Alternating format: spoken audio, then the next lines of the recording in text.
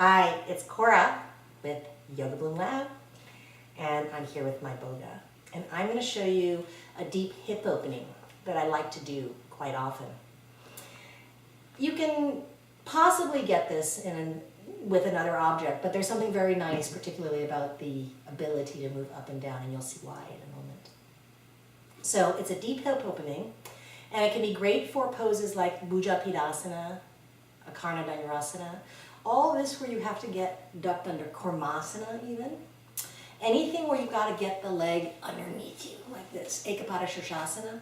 Anything where you're going to get like basically the leg over your shoulder.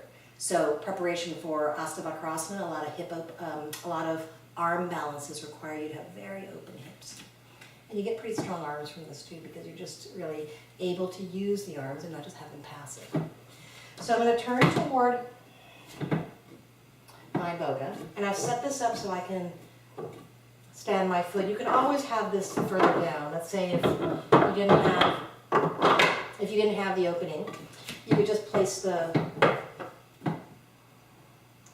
this level one step down. So I'm just going to start with one step down. Now once I stand and I put my foot in alignment, so I know that my foot is between the line and the dot, and I know that my foot here is between the two knobs, so I know that I'm in alignment. Now do you see what wants to happen is this hip wants to come out. So we're wanting to get the hip to roll under, right, without pushing back.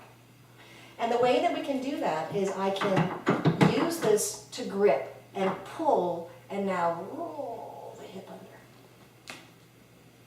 So as I roll the hip under, I can lift myself up and lengthen.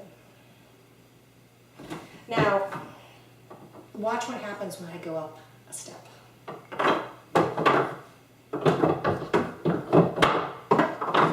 So I just went up one step. My foot is in the same place, and now I'm going to place my foot again. Now, do you see where it is? Again, what will want to happen is this hip will want to come out like this. Think about Parivrtta Trikonasana, revolved triangle. If that doesn't feel good, that's probably because of this. Now you're going to roll this hip and move it. So what I can do here is I can use the bar to pull myself, and I can roll the hip down. If I start shifting, I know that because I've passed the line of the middle. I can draw in, roll the hip down, and then as I walk my hands down and pull, do you see what happens is my shoulder comes underneath my hip. Now again, as this hip comes up, I roll this hip down, I duck under, and I'm ready for poses like Bhoga Pidasana or Karna. So